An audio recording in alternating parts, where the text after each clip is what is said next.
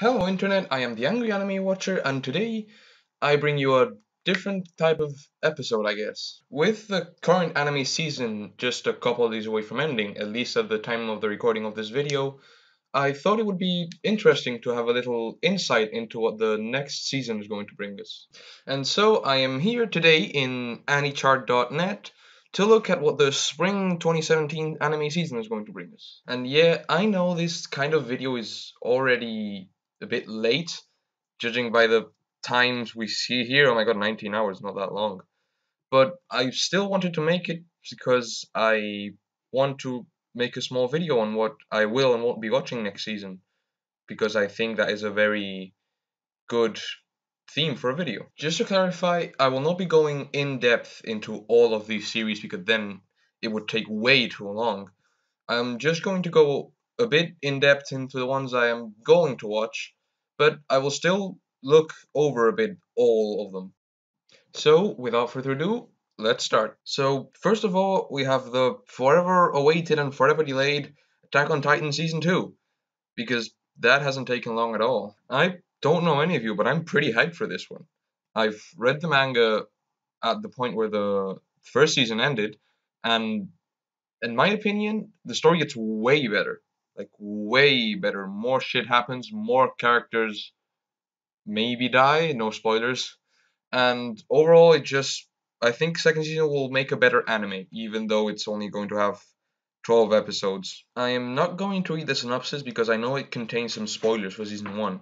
But seriously, if you haven't watched season 1, the fuck are you doing watching this video? Go watch it. Seriously. Next up, we've got Boku no Hero Academia season 2. And my god, I'm hyped up for this one. I absolutely love season 1. I've read the manga and I'm basically know what's going to happen. But it's going to make a fucking awesome anime. Seriously, the next arc is very, very good. And it's really, really worth watching. And I am going to watch it, obviously. Next, Sainai Heroine no Sodeta, name butchering, Soratekata. Finally. Second season. Next, Shingeki no Bahamut Virgin Soul. Second season. Haven't watched the first one, so next. I'm not even gonna try saying that one. Sodo Oratoria. And this one is slightly weird. I know it's connected to the Danmachi series because of the title and because I've heard about it. But I also know that this is a spin-off from the original series. I have not yet watched Danmachi, and I absolutely have to because everything's so hyped and it's like next good SAO and blah blah blah. But I don't think I have to have watched Danmachi to understand this one. So I'm going to quickly read the synopsis. Sword Princess Eins Wallenstein. German names, people. So Japan. Today, once again, the strongest female swordsman heads to the giant labyrinth known as the Dungeon, along with her allies. On the 50th floor, where mysteries and threats such as a decayed dragon's corpse that crumbles to ash, and an irregularity that creeps ever closer to the party loom, Eyes calls for the wind and heads deeper into the darkness of the dungeon. Eventually, she finds herself meeting a boy for the first time. Are you okay? In the labyrinth city of Orario, the contrasting stories of the boy and the girl intersect. This sounds like a prequel because I know Eins Wallenstein or whatever her name is a character in the original Danmachi. So maybe this is the how they met or after they met. I don't know. I'm probably gonna watch it, but I should definitely watch Danmachi first. Next one up is Clockwork Planet. And this one I've actually been waiting for quite a long time now. It was originally announced a couple years ago, I think, and the thing about it is that it's a light novel by the same author as No Game No Life. For any of you who do not know, have not watched, or have not read the No Game No Life series, it is a very, very good anime. The story is really good, the characters are good, it's just generally a good anime, and I seriously recommend you to watch it. It's very worth your time. And this one is a light novel by the same author, which, taking into account how Kamiyayu, which is the author, does his things, I am having high expectations for this one. So let's quickly read the synopsis. Naoto is a high school dropout and brilliant amateur tinkerer, whatever that is. He lives in a world that has been so overexploited that the entire surface has become one vast machine.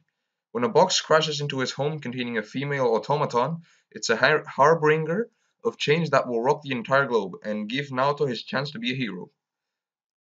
Sounds pretty good, and taking into account that Kamiya has never done anything wrong, I have high expectations for this anime. Definitely on the watch list. I've actually just took a quick look over the whole list of anime, and it's pretty long. And if I waste like 1 minute in every anime or just 30 seconds, this video is going to draw out way too much. So I'm just going to quickly go over the ones I am going to be watching, and leave the other ones to your discretion. The link to the page is in the description, and it's your decision to go and read the synopsis and watch them or not. Okay, next up is Rokure Nashima Jutsu ko Shito Kinki Kyoten. Light novel, so let's read the synopsis. In the action fantasy story, Gurren is a part-time teacher at a magic school who is inclined to write self-study on the blackboard and then take a nap. A shit teacher. One of his students, Sistina, gets angry and challenges him to a duel, and he is easily defeated. Well, that's one shitty teacher. However, when a terrible incident threatened the school, Gurren shows intense dedication to protecting his students. The protagonist screams cliche.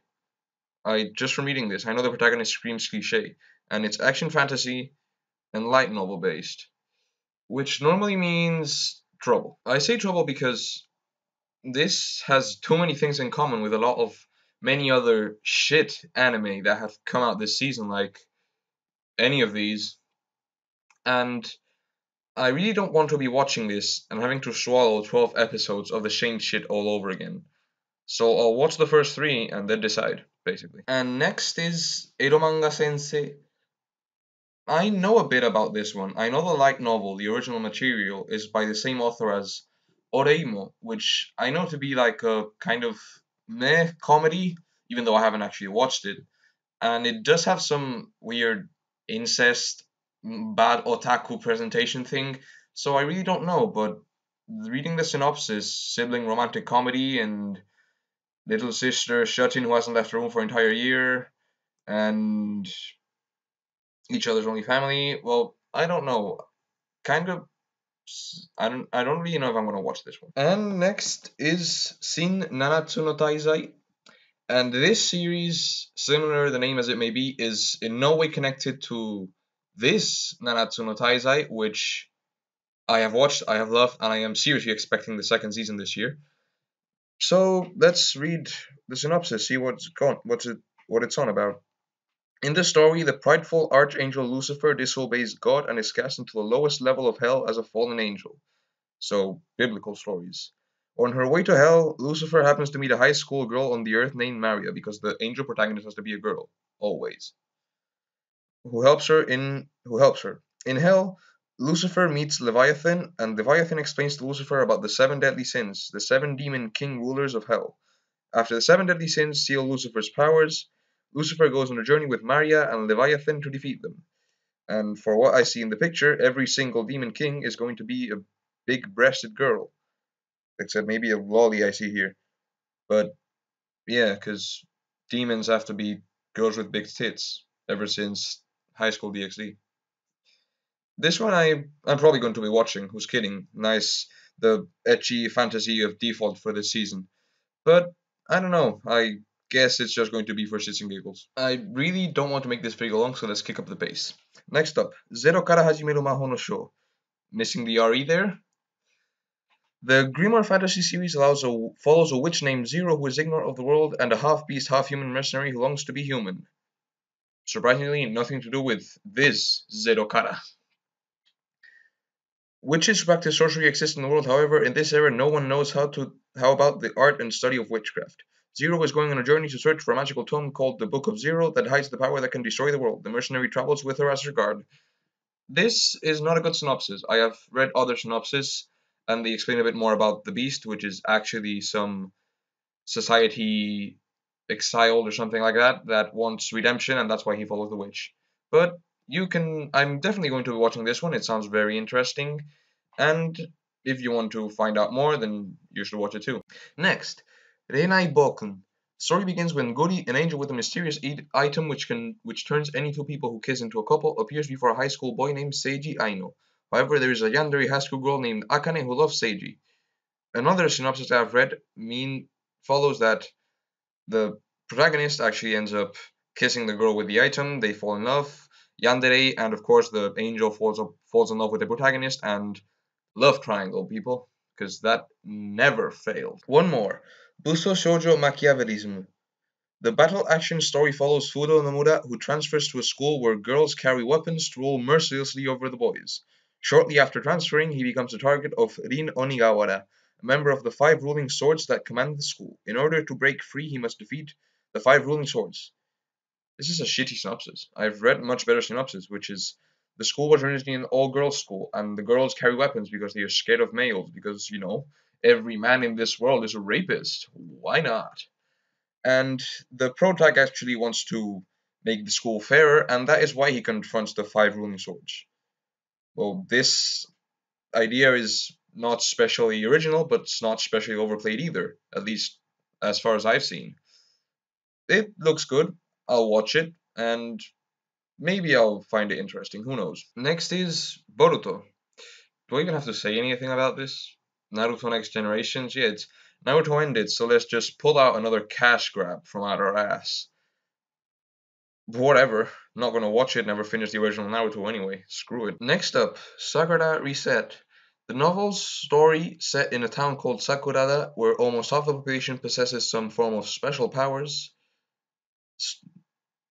The story centers on two high school students. Kei Asai has the ability to perfectly remember anything he sees and hears, while Misora Haruki can turn back or reset time for a maximum of 3 days. Both students are members of their school's service club, which their town's administration bureau uses to observe people with powers and protect the peace. By using their powers together, Kei can remember things even when time has been reset. They solve cases for the club. Kei learns of the MacGuffin stone, which looks like a worthless black stone, but in reality will turn out to be the stone upon which the existence of Sakurada will hinge on. Well, doesn't look too bad. Probably end up being some kind of romancy thing between the two protagonists, but that never is bad. That's never bad. Yeah, definitely on the watch list. And next we have Recreators. Humans have created many stories: joy, sadness, anger, deep emotion. Stories shake our emotions and fascinate us. However, these are only the thoughts of bystanders. But what if the characters in the story have intentions? To them, we are godlike existences for bringing their story into the world, or our world is changed.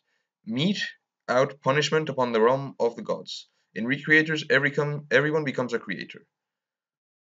Well, the concept looks interesting. It's action and mecha for some reason, which doesn't inspire too much confidence because there's nothing that says mecha in the synopsis. I'll watch it, but I'll definitely be careful. And next is no, I'm not even gonna try saying that one.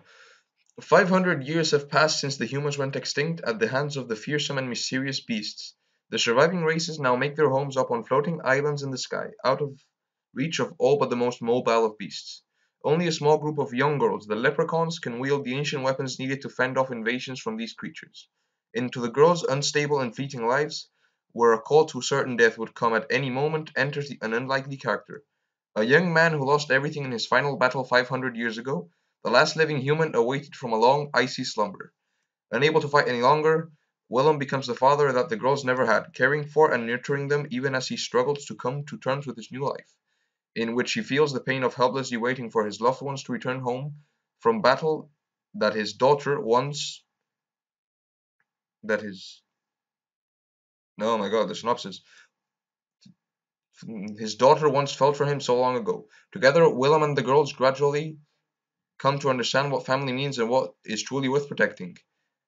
The I think this one is worth watching. It has the battle concept, so the action fans won't get bored, but it will also have the deep feeling kind of thing.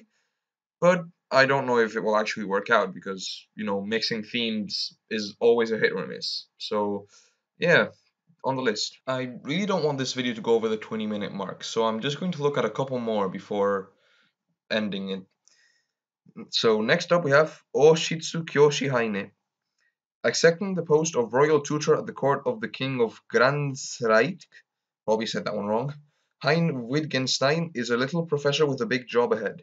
Each of the kingdom's four princes has a rather distinct personality. Does their diminutive new instructor have what it takes to lay down some learning? It's a comedy of educational proportions, because puns and synopses are always fun to read. This straight out just says it's comedy, which is probably just what it is. Some weird ass mix between high school and royalty comedy. I don't know. I'm gonna watch it because the synopsis. I like the synopsis and the picture looks pretty cool. So yeah, I'm gonna be watching that one. And last but not least, we have Atom: The Beginning. Atom: The Beginning's story takes place in Japan after a great calamity. There were two geniuses who dreamed of the future. One was Umataro Tenma, the other was Hiroshi Ochanomizu. The two labored day and night in robot research, Tenma to create a god, Ochanomizu to create a friend. Thus, a robot, A106, was born from their collaborative friendship. Would A106 really become a god or a friend? The manga and anime tell a prequel story leading up to the birth of Astro Boy. I have not watched Astro Boy or read the manga, but I have heard miracles from it, so I'm probably going to be watching this one, and after it, I will be watching Astro Boy. Or maybe I'll do it the other way around, who knows, but definitely gonna watch this one. And with that, I am going to bring this video to an end. I actually really enjoyed making this one, so I think I'm going to try and make one for every season from now on. So if you like, well, I haven't actually finished looking at all the anime. See, like there's a huge list, and I would not have time to look at all of them. And there are some obvious ones that I'm not going to watch, like Beyblade ripoff number 1800 and Yu-Gi-Oh ripoff number 1400. But I know there are others that I may watch, maybe after they've ended, but I don't think were important enough to actually put in the video. So this website is anichar.net, link in the description, and if you want to go look at the list and decide on your own anime, you're free to do so. And with this, I am going to end this video. If you like what you saw, like and subscribe, and share if you want to. And until next time, thank you, Internet, and keep watching anime. See ya!